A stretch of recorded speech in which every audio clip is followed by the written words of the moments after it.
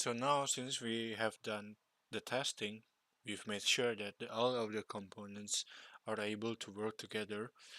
We can move the components from the breadboard, which was just for testing reasons, into the real prototype.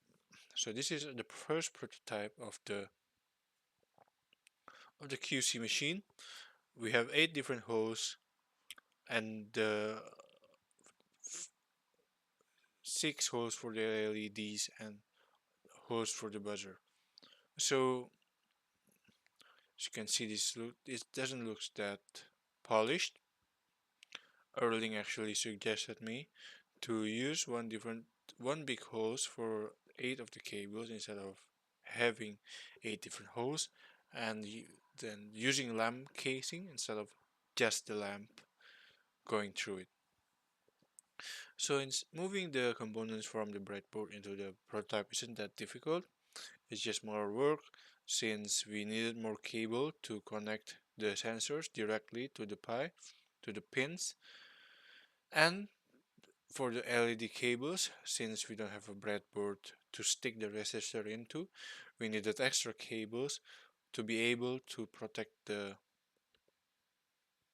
LED by installing the resistor in this way. So we needed an extra cable here just so we can install the resistor. So after we moved the components into the prototype casing and followed Erling's suggestion, which is to use one big hole instead of 8 different holes, we are able to get this first working prototype for the concept release. So here we have you see the lamp casing, inside is the LED. We have the big hole instead of 8 different holes, having 8 different cables going through it. Since we have more time, we also created a frame just so that it represents more of a QC machine. So in this release, we've updated the sensor logic. So in this concept release, we've updated the sensor logic. So because we are not testing anymore, we go into the proper plan, which is that to make the buzzer make a sound whenever it's detecting an unexpected color. In the previous video, the buzzer was made to react on red, which was not what we are supposed to do. That was just for testing only. So in this video, we've actually created the proper logic. So let's just show the video.